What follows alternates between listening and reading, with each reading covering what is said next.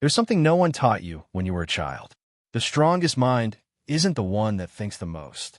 It's the one that believes the most. We live in a time where everyone talks about mindset, about staying positive, about believing in yourself. But very few dare to tell you this truth.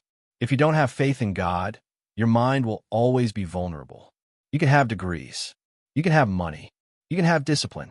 But if you lack a spiritual foundation, you'll break inside when the storm hits. Because the storm never asks if you're ready. It just shows up. And that's when your true strength is revealed. What's painful is that millions of people seem to have it all. But inside, they're losing the battle because they never learned to use faith as a shield. Today, I want to give you something you won't learn in college or in self-help books. I'm going to give you the code that turns your faith into an unshakable mental fortress. It doesn't matter if you're facing anxiety, fear, betrayal, scarcity, or emotional exhaustion.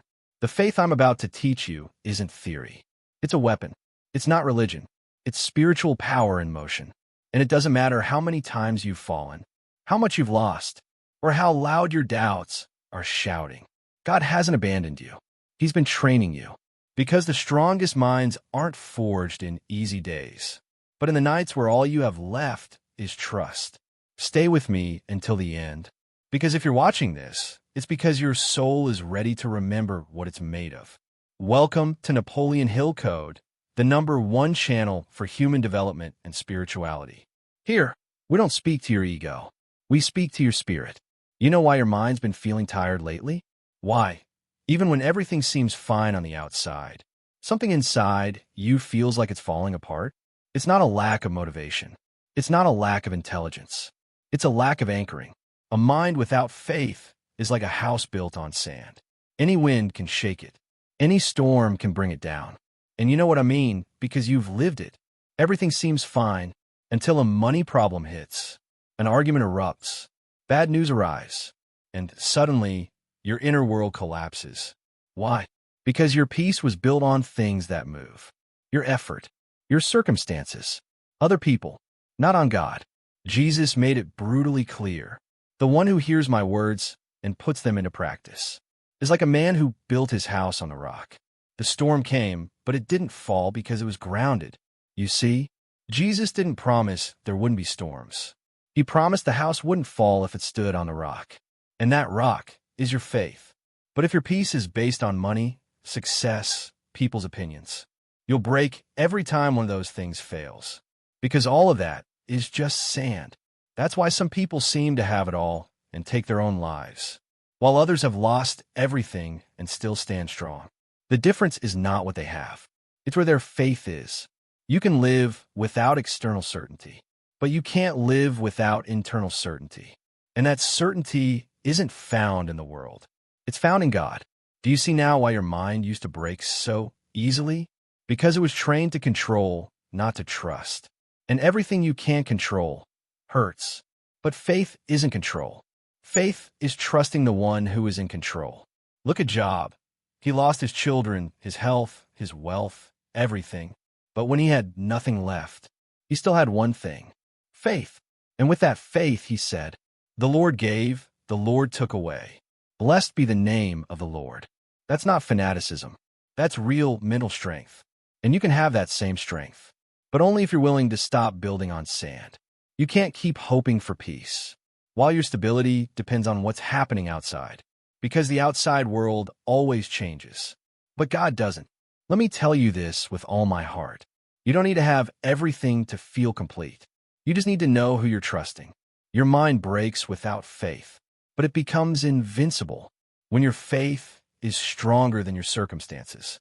They made you believe that faith was a religious act, but in reality, faith is the language through which your life is created. Faith isn't about going to church on Sundays, reading the Bible once in a while, or saying nice phrases to feel good. Faith is a conviction so deep that it transforms how you think, walk, speak, decide, and exist. When Napoleon Hill said, "Faith is the chemical element that, when mixed with thought, gives power to the subconscious," he wasn't preaching. He was revealing a spiritual truth. What you believe with faith shapes your reality. The human mind was designed to obey a conviction. If that conviction is based on fear, you'll live limited. But if it's based on God, you'll live unstoppable. Faith isn't a feeling. It's a mental frequency, a spiritual anchor that lets you move forward, even when logic says it's impossible. David didn't defeat Goliath because he was stronger. He won because he was already convinced that God was backing him. It wasn't even a long prayer. It was an internal certainty, so strong that he ran toward the giant while everyone else was hiding. That's faith. That's the kind of faith that overcomes the world. And that's the faith you must activate today. Because if you keep waiting to feel ready, the enemy will keep whispering lies in your mind, and you'll keep doubting until you finally learn to walk by faith, not by sight. So I leave you with this. Walk as if you've already won, and heaven will align with your steps. God isn't asking you to understand everything. He's asking you to trust, because the one who believes has already won before the battle even begins. Your mind can hold information. It can hold knowledge. But if it doesn't hold faith, it holds no power. Faith gives direction to your thoughts, momentum to your decisions, structure to your energy. Faith is the invisible blueprint of your destiny. When you believe, you create. When you doubt, you hesitate. And when you believe in God, you no longer walk in fear. He walks with you. So stop thinking of faith as something emotional or religious. Start seeing it as your most powerful muscle. Because the more you train it, the more miracles manifest. Let me ask you something that could change your life. Are you living by faith? Or just living in fear disguised as logic? Because if you're not walking in faith, you're walking in circles. The most dangerous enemy isn't the one in front of you. It's the one inside your mind. And its name is fear. Fear is a silent thief. It doesn't scream, but it steals your opportunities, your dreams, your momentum right when you're about to move forward. And the worst part isn't feeling fear. The worst part is being ruled by it. Because fear doesn't come alone. It shows up wearing a mask. The mask of logic. It whispers, "Don't do it yet. You're not ready. What if you fail? What if they reject you? What if it doesn't work?" But here's what fear never tells you. While you're doubting, life is moving on. And every second you choose not to act because of fear is a second you're giving away to the enemy. Hear me clearly. God never uses fear to guide you. Fear doesn't come from heaven. It comes from your flesh, your wounds, your unresolved memories. Want proof? 2 Timothy says, God has not given us a spirit of fear, but of power, love, and sound mind. There it is. Fear isn't yours. It was implanted. And if it was planted, it can be uprooted. But to uproot it, you need a tool. Faith. Faith doesn't mean you'll never feel fear. It means fear will no longer govern your mind. Look at Peter. When Jesus said, "Come," Peter walked on water. A total miracle. But the moment he looked at the waves, the moment he shifted his focus from Jesus to the storm, he began to sink. And that happens to all of us. When we fix our focus on God, we move forward. When we fix it on fear, we drown. That's why a strong mind isn't the one that never feels fear, but the one that knows what to do when fear shows up. And what you must do is this. Look at God. Speak to your fear. Reprogram your mind. Every time fear tells you, "You can't," your faith must respond. "I can do all things through Christ who strengthens me." When fear whispers, they'll let you down again. Faith must remember, "He who began a good work in me will carry it to completion." When fear says, "This is too much for you," faith must shout, "My God is greater than this." Because if you don't talk back to your fear will speak for you. Let this sink in. Fear only has power when you give it power. But real faith doesn't even let fear sit at the table. So today, I want you to decide this. You will no longer let fear steal your days. Because you weren't born to be a prisoner. You were born to walk with God. And when you walk with Him, you don't need to see everything clearly. You just need to know who's walking beside you. Do you know what anxiety really is? It's your mind trying to fix what only God can put in order. It's the result of living in high alert mode, always trying to anticipate, control, prevent, protect yourself from every possible what if. But that's not strength. That's mental exhaustion. Anxiety shows up when your mind can no longer carry the load your soul should have handed over a long time ago. Many say, I'm anxious because I have too many problems. But the truth is this. You're not anxious because of what you're facing. You're anxious because of how you're facing it. The problem isn't feeling overwhelmed. The problem is believing you have to fix everything by yourself. And that, my friend, is a weight that was never yours to carry. Philippians 4 says it clearly. Do not be anxious about anything, but in every situation, by prayer and petition with thanksgiving, present your requests to God. And the peace of God, which transcends all understanding, will guard your hearts and your minds in Christ Jesus. Look at what it says. It doesn't say your problems will disappear. It says peace will guard you even if the problems remain. Why? Because the peace of God doesn't come when everything's right. It comes when you decide to trust, even when everything looks wrong. Jesus proved it in the middle of a storm, as the boat shook and the disciples panicked. Jesus was asleep, not because he didn't care, but because his trust in the Father was stronger than the storm. And that's the peace you need, not the peace that comes when you get paid, not the one that shows up when everything is solved, but the kind that's born when you let go of control and decide to rest in God. Now you see it, right? Anxiety isn't a lack of solutions.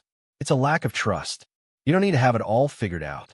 You need to have faith, because faith says, God already saw it. God already solved it. I'm just going to keep walking. And every time anxiety tries to come back, your mind must be trained to do this. Breathe, pray, release, trust. Do it today. Close your eyes and tell God, Father, this is bigger than me, but not bigger than you. Take control. I trust you. When you do that, something changes, not outside, but inside. Because the greatest miracle isn't that your circumstances shift. It's that your mind is no longer a slave to fear. Remember this every time fear and anxiety come knocking. Faith doesn't eliminate the storm, but changes the pilot. And when God takes the wheel, even if you're still in open waters, your soul learns to rest. Many people aren't trapped by their past. They're trapped by the decisions they made when they were in pain. Because deciding without faith is like driving through fog. You take rushed, wrong turns, guided by fear, anger, wounds, not by God's wisdom. And later, when the dust settles, you ask yourself, how did I end up here? Here's the truth. What you decide in your worst moment can shape your entire future. That's why you need faith. Because faith doesn't just bring peace. It brings clarity. Listen closely. God didn't give you emotions to lead your life. He gave them so you could understand them, not be ruled by them. Some people make decisions out of urgency, others from anger, others from insecurity. But Proverbs 3 makes it clear. Trust in the Lord with all your heart, and lean not on your own understanding. In all your ways acknowledge him, and he will direct your paths. See, it doesn't say, do what you feel. It says, trust God, and he'll guide you. That's deciding with faith. That's living with direction, not just reacting to life. Now pause and reflect. How many times have you regretted decisions made from emotion, from the fear of being alone, from pressure, from I don't want to miss this opportunity? Now ask yourself honestly, what if you had waited on God? What if you had prayed first? What if you had filtered that decision through faith? Would your life look different? Probably. But don't beat yourself up. Just learn and choose differently from today on. Faith doesn't mean everything will be easy, but it does mean God will guide you, even when you don't see the full road ahead. Moses was afraid. David was young. Gideon doubted. Jeremiah felt unworthy. But none of them chose from pain. They chose from obedience, from faith. And that's why heaven backed their steps. So I ask you now, are you making decisions from your soul or from your wounds?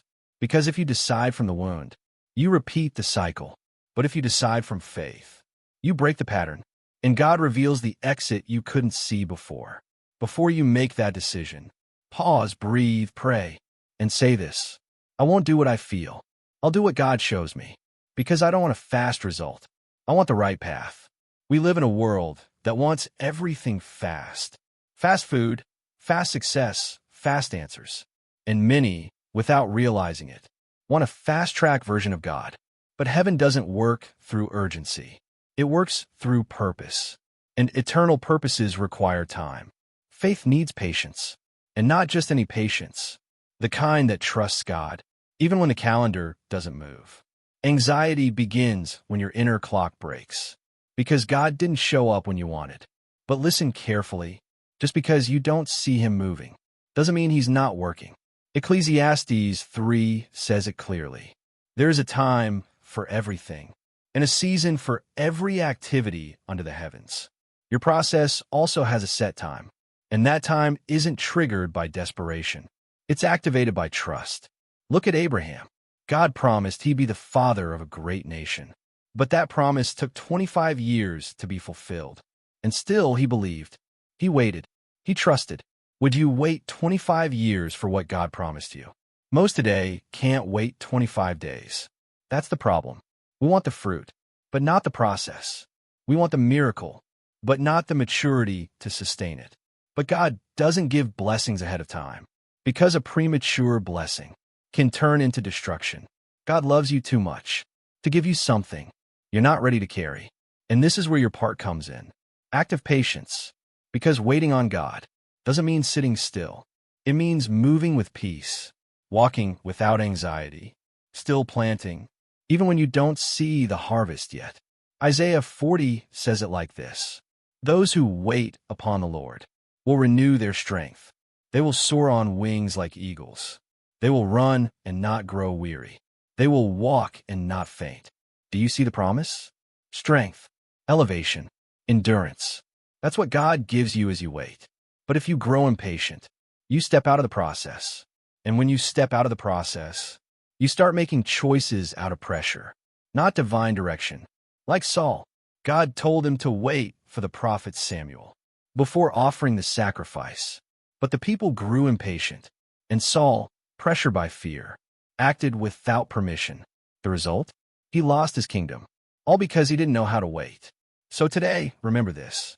What God promised is not canceled. It's just in process. And if you endure the process, if you keep believing, if you don't act out of anxiety, you will see the promise fulfilled at the perfect time, because the God who said it does not lie. He's just waiting for the exact moment to glorify himself in your life.